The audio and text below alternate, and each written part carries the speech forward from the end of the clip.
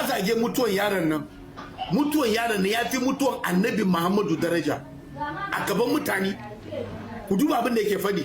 Mun rantse da Allah wannan bawan Allah duk inda muka haɗu da shi shine muna gaya masa da shi da 'yan uwansa wallahi sai mun yanko kansa, sannan duk wanda ya haɗu da shi ya yanko kansa muna ba da ni ina ba da kwanda ya yanko kan wannan wanda ya zagi Annabi ni Sani Isa na masa alƙawarin naira miliyan 1 ba taransifa ba ka shiga ta nan gashi wallahi ne alƙawarin naira miliyan 1 ga duk wanda ya yanko min kan wannan mutumin.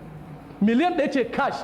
Kai idan ma wanda zai yanko kan wannan yana ganin cewa miliyan 1 ta masa kaɗan, ka yanko kai mun kuɗin tsiya in ƙara maka kan wannan miliyan. Shi dai wannan da ya ɓatanci manzan Allah tsakanin shi da Allah, kuma Allah zai maganin shi.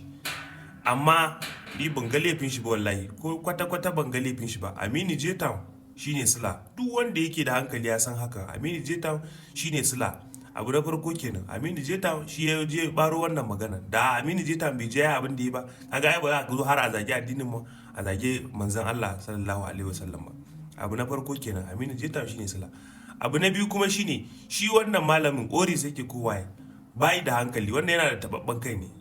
Duk wani wanda yake tunanin cewa zai je ya aikata abin da wannan orisin yake kokarin ya zo ya hasala mutane su je su, shi ma bai da hankali.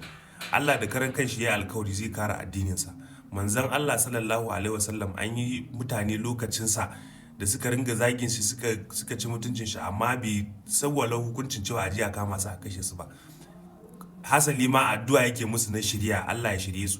Har makwabciyar shi ta ringa zubo shara cikin gidansa, ya zo har ya saba da ita, ranar da ta zo ba ta zo ta yi ba, ya je yana da ya dube ta ya same ta tana rashin lafiya ne.